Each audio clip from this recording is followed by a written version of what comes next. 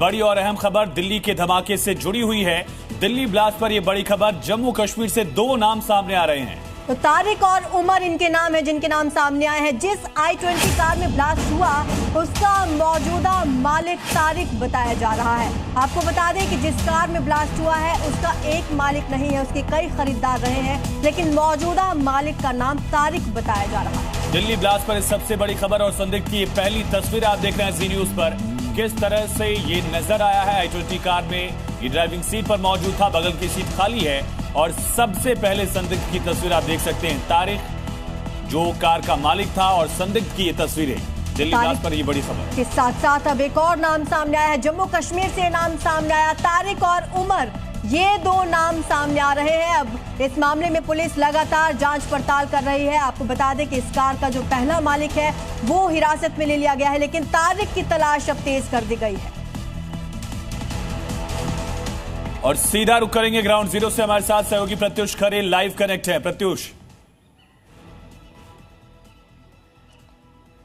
मैं आपको तस्वीर दिखाना चाहूंगा। देश की राजधानी दिल्ली में जो कल धमाके हुए उसके बाद लगभग 12 घंटे हो गए, 9 लोगों की मौत हुई है। वो जगह सबसे पहले इकलौता चैनल जी न्यूज था जो कि यहां पर पहुंचा था और वहां से आपको हर तस्वीर, हर अपडेट आप तक पहुंचाया था। ये जो सफेद सा आप देख रहे हैं कपड़ा जो घेरा हुआ है, ये वही जगह है जहां पर ये ब्लास्ट हुआ था और इसे फिलहाल घेर दिया गया है। वहां से सारे एविडेंस जो हैं वो जुटाए गए हैं और अब मामले की जांच की जा रही है। और ठीक सामने मैं कहूंगा अपने कैमरा पर्सन से दिखाएं कि ये देखिए, ये वो जैन मंदिर है जो कल हमारे संवाददाता नीरज गौड़ ने आपको दिखाया था कि जब यहां पर धमाका हुआ, नीरज गौड़ उस वक्त यहां पर मौजूद थे और उस वक्त धमाके के बाद जो शरीर के जितने भी अंग थे जो चीथड़े के रूप में बिखरे थे, वो कुछ हिस्सा उसका यहां पर जैन मंदिर के पास भी बिखरा हुआ मिला था। चारों तरफ उस वक्त था।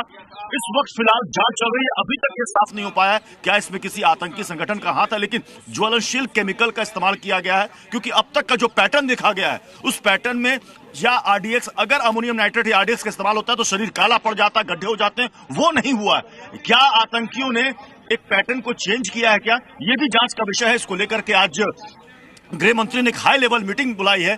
फिलहाल जो मामला दर्ज किया गया वो यूएपीए और विस्फोटक अधिनियम के तहत मामला दर्ज किया गया है। की सबसे बड़ी खबर दर्शकों को बता दें, कार में बैठे हुए शख्स की पहचान हो गई है। कार में बैठा शख्स उमर बताया जा रहा है। जी हां, ये बहुत बड़ी जानकारी निकलकर सामने आ रही है। उमर फरीदाबाद मॉड्यूल से जुड़ा हुआ है। दिल्ली ब्लास्ट से जुड़ी अभी की ये सबसे बड़ी खबर। तस्वीर जो आप देख रहे हैं, संदिग्ध जिसके बारे में बताया जा रहा है, जिसकी पहली तस्वीर जी न्यूज पर आपने देखी, उसकी पहचान हो गई है। दिल्ली ब्लास्ट मामले में अब तक का ये सबसे बड़ा अपडेट है। कार में बैठा शख्स ही उमर है। उमर फरीदाबाद मॉड्यूल से जुड़ा हुआ है।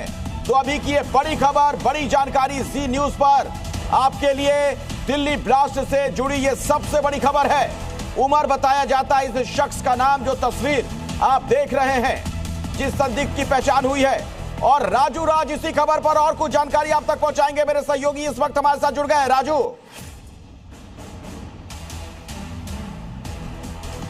बिल्कुल अखिलेश, बता देना चाहूंगा कि जो शख्स कार में बैठा हुआ है उसकी पहचान उमर के रूप में हुई है, जो जानकारी हमें मिल पा रही है। इसके अलावा बता दूं कि उमर वो शख्स है जो फरीदाबाद में जो विस्फोटक अमोनियम नाइट्रेट बरामद हुए थे, मुजम्मिल का साथी है और उमर भी दोस्त है, जिसकी तलाश लगातार जम्मू कश्मीर पुलिस कर रही थी। और उमर के बारे में जानकारी मिली है कि जो शख्स वो व्हाइट कलर का जो i10 गाड़ी है जो चला रहा था, वो शख्स उमर ही है। लेकिन सबसे पहले बता दूं कि मैं उसी पार्किंग में हूं जहां पर 3 घंटे तक i10 गाड़ी को पार्क किया गया था। और ये पार्किंग एरिया की तस्वीर अखिलेश, ये देखिए, इसी पार्किंग एरिया में गाड़ी की तस्वीर थी और यहीं से गाड़ी वो निकली है। 3 घंटे तक वो गाड़ी इसी पार्किंग में लगी रही। उसका इस पार्किंग से निकलकर ये जो रास्ता जाता है, ये लाल किला की पार्किंग है और ये जो आप मेरे बाएं तरफ का ये रास्ता देखते हो, ये रास्ता सीधे लाल किले के मेन गेट पे पहुंचता है। तो कहीं ना कहीं पार्किंग से इस गाड़ी को निकाला गया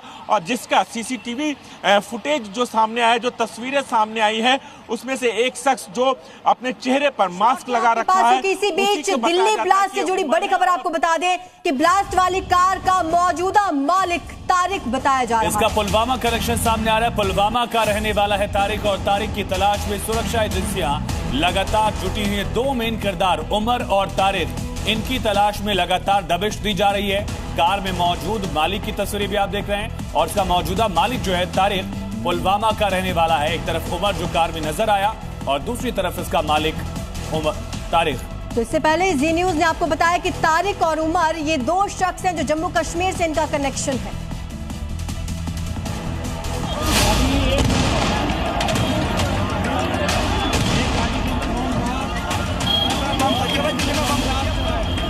कल शाम लाल किले के पास ऐसा धमाका हुआ जिससे पूरी दिल्ली दहल उठी।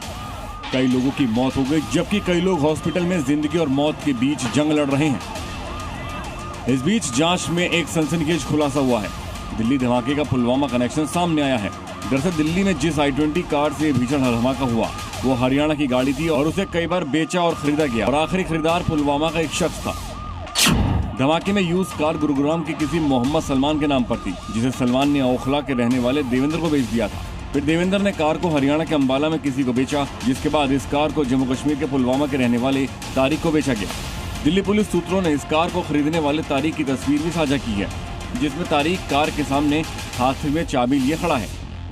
लाल किला के मेट्रो स्टेशन के सामने हुए ब्लास्ट में जिस गाड़ी का प्रयोग किया गया था वो गुरुग्राम के शिवाजी नगर के एड्रेस पर ही रजिस्टर्ड थी, जो कि मोहम्मद सलमान के नाम के जो शख्स है उसके नाम से रजिस्टर्ड थी। इसी मकान में वो रहता था। 2016-17 में इसी मकान को किराए पर लिया था और 3rd फ्लोर पर उसने इसी मकान को किराए पर लिया था, जो कि अपने परिवार के साथ रहता था।